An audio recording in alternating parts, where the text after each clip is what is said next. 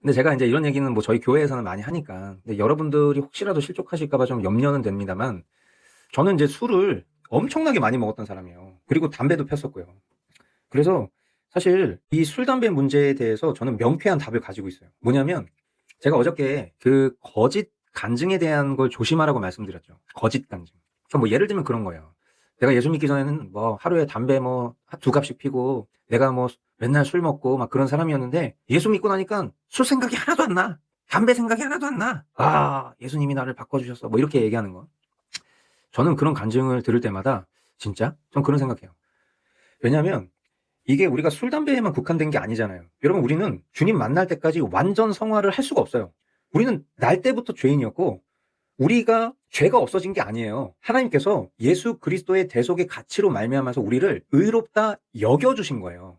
그러니까 우리 존재 자체가 죄인의 성정을 벗은 게 아니라고요. 근데 어떻게 내가 예수님을 믿었다고 이 죄인의 성정이 하루아침에 바뀝니까? 한번 잘 생각해 보세요. 솔직하게, 양심적으로. 그러니까 왜 그러냐면 저도 굉장히 오랫동안 그런 생각을 했어요. 그래서 제가 이런 얘기하면은 이제 좀 충격받을 수도 있는데 저는 이제 저희 집안이 대대손손 말술 집안이에요. 그래서 저희 아버지도 그렇고 저희 할아버지도 그렇고 저희 큰아버지도 그렇고 사실 뭐 좀 안타까운 얘기입니다만 다 이제 간암으로 돌아가셨어요. 그래서 저희 아버지도 간암에 걸리셨다가 정말 주님께서 살려주셔서 지금 육신도 새로우셨지만 그 계기로 신앙생활 하시면서 정말 저에게는 너무나 든든한 그런 아버지시죠.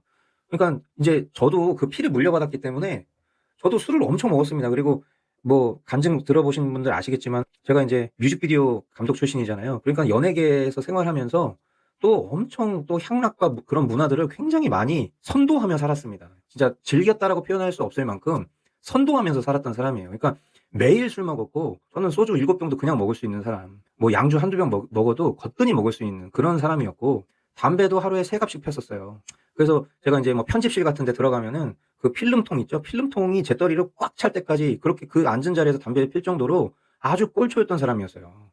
그런데 제가 이제 2002년도 6월쯤에 이제 어떤 모종의 사건을 통해서 제가 이제 예수님을 믿게 됐습니다. 물론 이제 그것을 제가 어떤 구원파적인 관점으로 그렇게 말씀드린 건 당연히 아니고 제 삶의 어떤 습성과 태도를 바꿨던 때라고 말해야 되는 게 좀 정확할 것 같아요. 그런데 제가 그러고 나니까 사실 담배를 끊는 거는 어렵지 않았어요. 왜냐하면 하필 제가 그때 이 잦은 흡연과 선천적인 기관지에 약한 문제로 제가 굉장히 병치레를 하게 됐어요.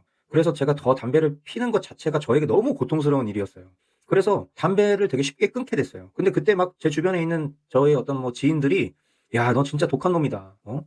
제가 말보로 레드를 하루에 3갑씩 폈었던 사람이거든요. 그런데 어떻게 담배를 그렇게 끊을 수 있지? 라고 했을 때 저는 약간 의협심 같은 게 있었던 것 같아요. 그래서 내가 예수님 믿고 이렇게 된 거야. 막 이렇게 얘기한 거예요. 근데 사실 엄밀히 얘기하면 예수님 믿은 것 때문에 끊었다라고 말하기에는 조금 철저히 제 입장이 있었어요. 그런데 어쨌든 저도 그것도 뭔가 내가 예수님을 믿게 된 연유로 주님이 그런 힘을 주셨고 그런 계기를 주셨겠거니 생각해서 그래 주님이 하셨다 이렇게 고백한 거예요. 그렇게 고백해도 된다고 생각했어요. 그리고 지금도 뭐 그 고백이 무조건 틀렸다 나쁘다라고 말씀드리는 건 아니에요. 근데 문제는 뭐냐면 예수님을 믿고 신앙생활을 하는데도 술 생각이 계속 나요. 특히 맥주. 그러니까 저는 이제 맥주를 너무 좋아했어요. 그래서 진짜 되게 막 그런 거 자랑할 얘기는 아니지만은 예수님 안 믿을 때는 막 집에 뭐 쇼케이스 냉장고에 맥주가 이렇게 진열돼 있을 만큼 그냥 시도 때도 없이 음료처럼 먹었던 그런 습성이 있고요.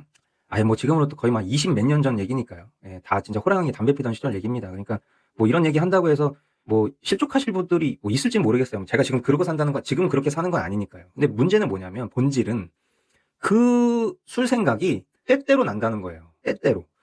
그러니까 예를 들면 이런 거죠. 제가 이제 복음 훈련하면서도 우리 교회 성도분들하고 이런 얘기를 한 적이 있는데 뭐냐면 제가 어떤 취약한 환경에 놓였을 때 제 죄성이 발휘되는 순간들을 경험한 거예요. 그러니까 예를 들면 이런 거죠. 제가 말씀을 전하기 위해서 해외에 갔어요. 그래서 그 해외에서 저에게 호텔도 잡아주시고 그리고 제가 말씀을 전해야 되는 일정들이 있고 저에게 주어진 자유시간이 있는 거예요. 해외입니다. 저를 알아보는 사람도 없어요. 누가 저를 감시하는 사람도 없어요. 그런데 딱 존재적으로 이 죄성이 어디 편의점 같은 데 가서 맥주 딱 한 캔만 사서 먹을까? 이런 생각이 든다니까요. 만약에 예수님을 믿기 전과 후가 마치 기계적으로 바뀐다면 저는 구원받지 못한 사람이겠죠. 그래서 제가 계속 말씀드리잖아요. 예수님 믿고 바뀌는 건 우리의 존재가 바뀌는 거예요. 그런데 이 존재의 바뀜을 통해서 결국 내가 그리스도를 사랑하는 그 순수한 열성 때문에 내가 이전에 사랑했던 것들이 더 이상 주님을 사랑하는 것보다 크지 않게 되는 쉽게 얘기하면 영적 우선순위에 변한 거예요. 우리의 죄된 본성, 내 육체에 새겨진 이 죄된 본성은 우리가 기계적으로 메모리가 뭐 포맷되는 것처럼 그렇게 없어지는 게 아닙니다. 죄성은 우리의 뼛속 깊이 새겨져 있어요. 술, 담배 문제만이 아니잖아요. 어떤 사람에게는 남자의 문제, 여자의 문제가 될 수도 있을 겁니다. 도벽의 문제가 있을 수도 있을 것입니다. 세상에 정욕을 추구하는 것이 있을 수도 있을 것입니다. 그 가운데 술도 있고 담배도 있고 도박도 있고 다양한 형태의 중독의 형태들이 있을 거라고요. 취약한 죄의 영역들이 있을 거라고요. 근데 그걸 마치 없는 것처럼 뭔가 그런 것들이 마치 기계가 포맷되듯이 내 존재가 바뀐 것처럼 하는 간증들이 대세가 되면 이제 어떻게 되죠? 내가 이런 생각을 가지고 있어도 진솔하게 나눌 수가 없어져요. 결국 이게 뭐죠? 자기 기만. 그리고 다른 사람의 인정과 평판을 위해서 내가 이중적인 삶을 살아갈 가능성이 높아집니다. 그러니까 이제 제가 말씀드리고 싶은 건 뭐냐면 당연히 예를 들어서 내가 정말 술, 담배 하면 되냐 안 되냐? 술, 담배 하면 안 되죠. 그러니까 제가 그거를 비유적으로 항상 어떻게 표현하냐면 여러분 만약에 지금 제가 여기 제로콜라가 있습니다. 제가 만약에 이 자리에서 지금 이게 제로콜라가 아니에요. 예를 들어서 이게 기네스 맥주예요. 만약에. 자, 그래서 제가 이렇게 지금 이 자리에서 이렇게 만약에 이 맥주입니다. 지금 이렇게 땄습니다. 제가. 자, 그래서 제가 여러분들 앞에서 유가나 목사, 은혜 입은 죄인 유가나 목사 채널이에요. 제가 여기서 여러분 보는 앞에서 제가 음료 한잔 하겠습니다 하고 제가 맥주를 먹는 거예요. 와, 진짜 맛있네요 하고 먹는 거예요. 여러분 구독 취소하실 거예요? 안 하실 거예요? 당연히 구독 취소하시지 않겠어요? 구독 취소가 뭡니까? 이거 우리 교회 성도들도 보실 텐데 교회 오시겠어요? 이번 주부터?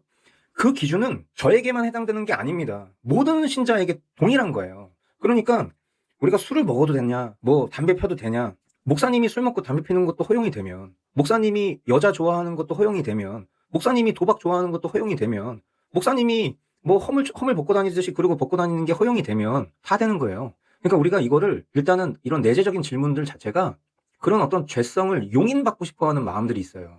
그러니까 이제 어떤 분들이 이제 뭐 지금 우리 성도분들이 그러시는 경우는 거의 없는데 딱 봐도 정답이 나와 있는 질문을 상담하는 경우들이 있어요. 뭐 예를 들면 목사님 제가 이직을 하려고 하는데요. 주일날 한 달에 2번 출근해야 된다고 하네요.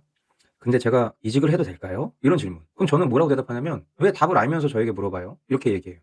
본인이 생각했을 때 이게 아니니까 질문하는 거예요. 그렇지 않습니까? 몰라서 질문하는 게 아니라고. 그럼 질문하는 의도가 뭘까요? 책임. 그 책임으로부터 내 스스로가 내리는 책임이 아니라 목사님이 괜찮다고 했어. 목사님이 주일 성수 어겨도 된다고 했어. 뭐 꼭 그렇게 하는 게 다 전부가 아니라고 했어. 하나님이 우리의 마음의 중심을 보신다고 했어. 뭐 이런 식으로. 술, 담배도 마찬가지죠. 제가 요즘에 계속 받는 질문이 참 그런 기초적인 질문에 대해서 자꾸 받는 거예요. 그러니까 제가 말씀에 쓰여 있지 않습니까? 주일 성수에 대해서. 주일 성수, 그러니까 이제 때 아닌 막 안식일 논쟁 같은 게 나오더라고요. 그러면서 이게 제가 그런 목사님 실명을 밝혀도 되나 모르겠는데 이제 방송 사역하시는 목사님들 있잖아요. 전화 걸어가지고 뭐 이렇게 뭐 질문하고 대답하고 전화 걸어서 기도해주고 막 이런 사역하시는 분들. 아니 그런 분들이 하는 대답이 성경보다 권위가 더 높더라고요. 제가 성경 말씀을 가지고 얘기를 하면 그 목사님께서는 괜찮다고 하셨는데요. 목사님 생각은 어떠세요? 이래요.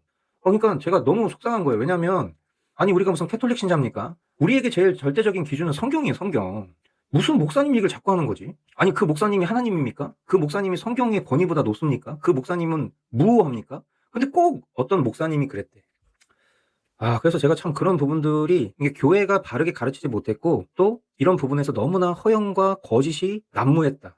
그러니까 사실 이제 원래 질문으로 이렇게 돌아가서 생각해 보면 술, 담배? 당연히 그거는 신앙의 성숙을 이루면 이룰수록 누가 강요하지 않아도 알아서 끊습니다. 그거는 당연한 거예요. 그러나 그런 어떤 유혹으로부터 자유로운 것은 쉽지 않을 수 있다. 그래서 성숙된 신자일수록 그런 부분들은 뭐 누가 뭐라고 해도 다 지킬 수밖에 없습니다. 그러니까 혹시라도 이제 그런 질문의 의도가 만약에 그렇다면 아마 내재적으로 스스로가 알 겁니다. 이게 하나님이 기뻐하시지 않는 거구나. 그래서 이제 그런 의미로 나오는 표현들이 우리 안에 성령께서 내주하시기 때문에 그 내주하시는 성령님이 계신데 거기다가 뭐 담배 연기 넣으시겠습니까? 알코올 넣으시겠습니까? 뭐 이제 이런 식의 표현을 쓰는 건데요. 물리적 공간은 아니죠, 당연히. 그러나 하나님을 사랑하는 마음의 중심 때문에 하나님이 결코 기뻐하시지 않는 일을 내가 할 수도 없고 하물며 다른 누군가가 실족할 만한 일을 내가 나서서 그 일을 하는 것 자체가 말씀에 위배되기 때문에 해서도 안 된다. 라는 비유적 차원에서 제가 여기서 술 마시고 제가 여기서 담배 펴도 여러분 실족하지 않을 자신 있으십니까? 이제 이렇게 얘기하는 걸로 비유를 삼는 거죠. 근데 진짜 악랄한 사람들이 어떤 사람인지 아세요? 제가 이렇게 비유를 얘기했더니 저는 목사님이 맥주 한잔 먹는 거 아무렇지도 않게 생각해요. 아니 뭐 목사님은 사람 아닌가? 목사님도 뭐 술 먹을 수 있죠. 미국에 있는 목사님들은 술도 먹던데요. 이렇게 얘기하세요. 그게 뭐냐면 저는 진짜 그런 게 성령을 모독하는 거라고 생각해요. 참된 신자라면, 참된 신자가 아니면 그렇게 얘기할 수 있겠죠. 그 안에 성령께서 안 계시니까. 근데 참된 신자라면 그거는 성령님의 생각을 의도적으로 부정하는 거거든요. 그 진짜 위험한 죄입니다. 그러니까 만약에 그런 분들이 교회에 막 집사예요. 그런 분들이 막 교회 중직자예요. 아, 진짜 교회가 심각한 상태구나라는 아주 단적인 현상이다. 예. 그래서 저는 막 이런 SNS 같은 데 보면, 교회 집사라고 하는 사람들이 무슨 맨날 뭐 술 먹는 사진 올리고, 목회자랑 같이 있는데도 저기 가서 담배 피고 오고, 그런 모습 보면은, 야, 이 사람이 거듭난 사람은 아니겠구나. 이런 생각을 제가 무슨 심판주여서 하는 게 아니라, 그냥 분별되는 거예요, 분별. 제정신인 사람이 저렇게 행동할 수는 없겠지. 그런 마음이 드는 거예요. 그래서 우리 내면에 이미 충분한 답을 가지고 살고 있다. 참된 신자라면. 그러니까 이게 부자연스럽고 하나님 기뻐하시지 않을 것 같으니까 질문하는 거예요. 술 먹어도 되나요? 담배 피워도 되나요?